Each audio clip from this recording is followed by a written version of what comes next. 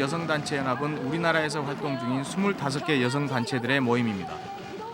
이번 걸림돌 선정 작업은 이들 회원단체의 의견 수렴과 후보들에 대한 토론 과정을 거쳐 이루어졌다고 합니다. 단순히 빈도수만으로 선정하지 않고 나름대로 고심한 흔적이 엿보이는 이 부분에서 젖소부인 바람난내에 대한 여성계의 대응 태도가 매우 진지하다는 것을 알 수 있습니다. 걸림돌과 디딤돌에 대한 설문조사를 했는데요. 젖소부인 바람난내를 걸림돌로 선정하게 된 1차적인 이유는 무엇인지 직접 들어보았습니다. 젖소부인 바람난내라는 이것이 들어갔다는 것 자체만으로도 굉장한 집중이 된다는 거죠. 젖소부인 바람난내라는 영화 제목이 가지는 그 의미의 이중성들 자체가 가지는 그 파급 효과들이 영화의 내용은 둘째 치더라도 그 제목 자체의 그 카피의 문제가 굉장히 문제가 있다고 생각이 들고, 여성이면 누구나 들으면 혐오감을 느끼는 그런 단어들을 선정했다는 것 자체가 굉장히 여성의 권익에 걸림돌이 됐다고 저희는 생각을 했습니다. 걸림돌 선정의 첫 번째 이유는 내용을 떠나 제목 자체가 여성들에게 심한 혐오감을 준다는 것이었습니다. 젖소부인 바람난내라는 이 영화의 제목을 처음 들었을 때 당혹스러움을 느끼게 되는 것은 비단 여성만은 아닐 것입니다. 여성계의 판단으로는 이 제목을 듣는 순간 대부분의 남성들이 강한 호기심을 갖게 된다는 점을 지적하고 있습니다. 정말 솔직한 아가씨군요. 아, 그래요. 난 내숭 떠는 거 딱 질색이에요. 잘 어울려요. 낯이 뜨거워지고 입에 올리기조차 민망하게 만든다는 제목.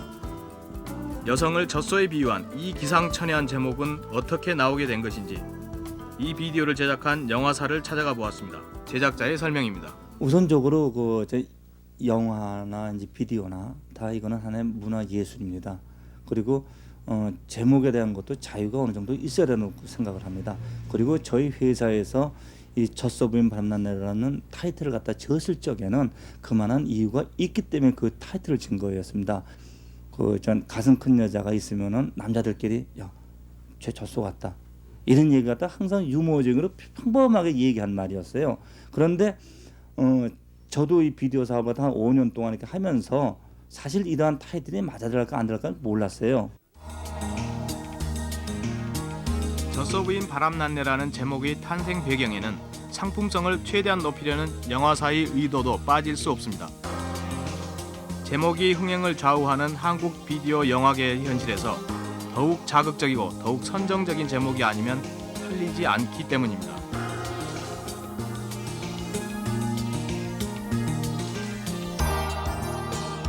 하지만 젖소부인 바람난내에 대한 여성계의 비판은 제목이 단순히 자극적이고 선정적이기 때문만은 아닙니다. 젖소 그러면 뭐부터 생각나요? 여자의 가슴부터 생각나잖아요. 그다음에 부인 그러면 처녀가 아니란 말이에요. 상당히 성적인 경험이 있고 기술이 있을 것이다. 그런 호기심을 유발하죠. 그다음에 바람났네. 부인이 바람났다고 하는 것은 이게 불륜의 현장입니다. 그러니까 불륜의 현장을 들여다보는 호기심 자극이 있어요. 그러니까 러브 호텔이 많아지고 있다더라. 그러면 그 안에서는 어떤 일들이 일어날까? 유부남 유부녀들이 많이 온다는데, 그러니까 사람들이 가지고 있는 들여다보기에 호기심을 자극하는 거죠. 그래서 이제 굉장히 많이 이게 인기를 갖게 되고, 그러니까 2탄, 3탄을 만들겠다고 하고, 또 못 본 사람들도 무슨 부인 바람났네 시리즈로 유언비어 같은 유행어들이 만들어지고 있어요. 그러니까 이것이 이 제목이 갖는 파급력이 상당하다는 거죠. 그리고 또 젖소 부인 바람났네. 그럴 때 초원에 젖소 한 마리가 있는데 얼굴이 젖소의 얼굴이 아니라 여자의 얼굴로 떠올라요. 그러니까 이건 사람이 아니라 동물이죠. 그리고 머리는 텅 비어갖고 오로지 생각이라는 것은 가슴을 드러내고 성적인 것밖에 없다는 거예요. 그러니까 여자들로서 생각할 때 굉장히 이 제목이 개인적으로 기분 나쁜 것뿐만 아니라 우리 여자 전체가 남자들한테 또 애들 눈에 이렇게 보여서는 안 되겠다. 분노하게 하는 제목이에요. 이렇게 여성들을 분노하게 만들었다는 제목.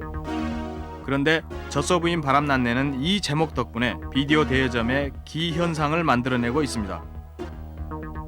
이 비디오를 빌리려면 예약을 하고 몇 번씩 재촉을 해야 겨우 볼 수 있는 실정입니다.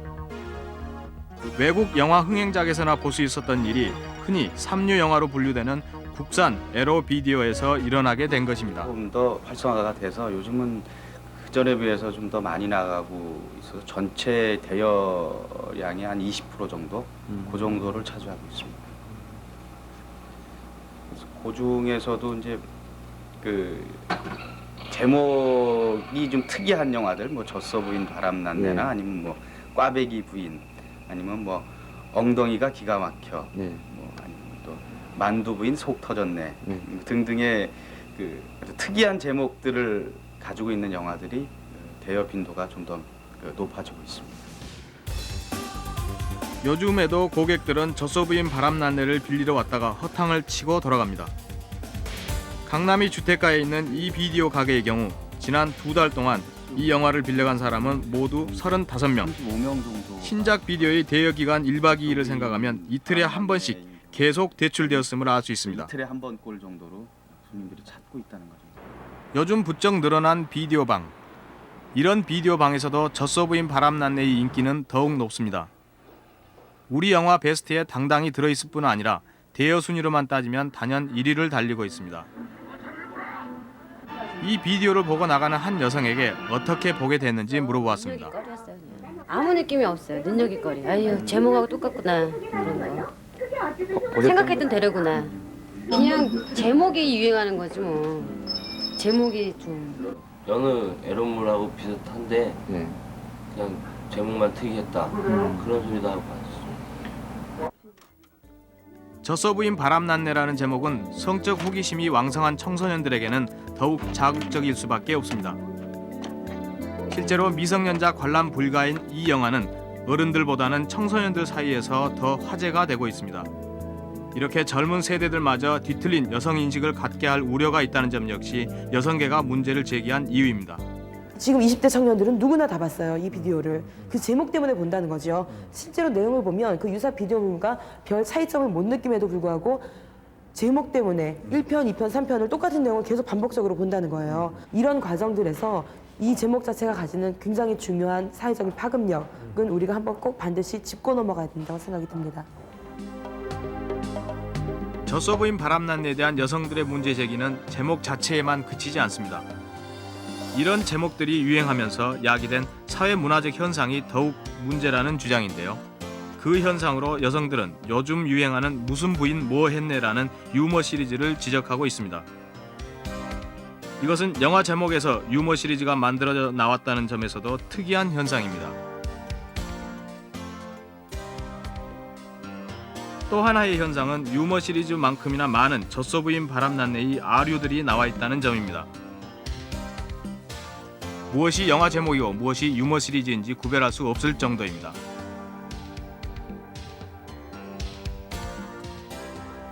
그리고 이런 것들은 대중매체에 의해 더욱 확산되고 있습니다. 여성을 비하하고 우스갯거리로 만드는 말들, 인격은 사라지고 성적인 욕망 덩어리로만 그려진 여성의 모습, 이런 것들이 공식적인 매체에 오르내리게 됐다는 바로 이 점이 여성계가 문제를 제기한 근본적인 이유입니다. 이것들이 사실은 극단적인 어떤 상업적인 이윤 추구라는 측면에서 이것이 이제 그 지하 시장에서 사실은 확산되고 있는데, 문제는 비밀리에 내놓지 못하고 얘기하는 것이 공공연히 사람들 사이에 거론되면서 거기서 농담이라든가 혹은 갖가지 형태의 그 여성 비하적인 발언과 어떤 여성 비하적인 담론들이 형성되게 되는데 큰 기여를 한다고 할 수 있겠죠.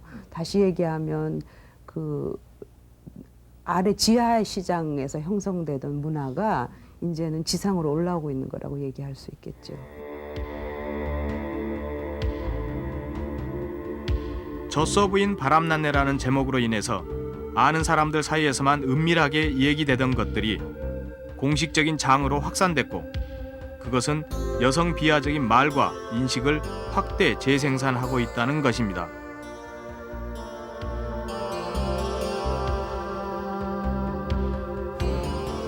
취재진은 국민학생부터 대학생들까지 주로 젊은 층들이 이용하는 PC통신에서 여성계가 우려하는 그러한 현상의 한 단면을 볼 수 있었습니다.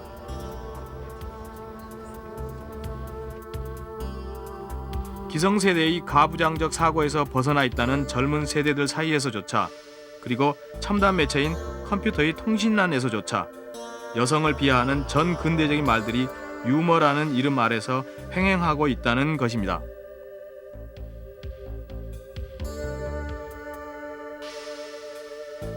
특히 이 시리즈물의 경우에는 그 시리즈물 자체의 내용이나 그 배우에 대한 이야기보다도 그 제목 자체가 주는 그 흥미로움 이런 것 때문에 굉장히 많은 그 변종 제목들을 나타내고 어떻게 보면 그 농담의 어떤 소재로 굉장히 많이 사용되는데 그렇게 함으로써 그 시리즈물 자체가 가지고 있는 여성 비하적인 속성이 훨씬 더 아무런 의식하지 못하는 그런 상태에서 대중에게 유포되기가 쉽다고 생각됩니다.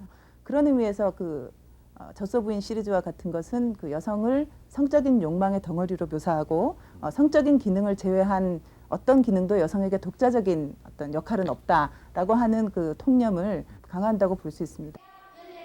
이번에 제기된 젖소부인 논란은 대부분의 사람들이 가볍게 봐넘기는 사회 현상 속에서 근본적인 해결 과제를 끌어내고 공론화시켰다고 여성계는 평가하고 있습니다. 또한 이러한 노력들은 궁극적으로 가부장적 인식의 장벽을 넘어 진정한 여성 해방을 이뤄내기 위한 또 하나의 시작이라는 점을 강조하고 있었습니다. 흔히 오늘날을 가리켜 매스미디어의 시대라고 얘기합니다. 매스미디어가 그리는 것을 통해서 사회를 인식하고 그 인식을 통해서 사람들은 행동을 결정하게 됩니다. 바로 이 점에서 오늘날 매스미디어의 책임은 대단히 중요합니다. 특히 여성이나 장애자를 다룰 때는 그 책임은 더욱 커집니다. 따라서 대중매체가 이들을 어떻게 그려내느냐에 따라서 우리가 바라보는 사회는 달라질 수 있습니다. 항상 껴있는 시각에서 사회를 바라보고자 마련된 이것이 궁금하다. 오늘 어떻게 보셨는지요?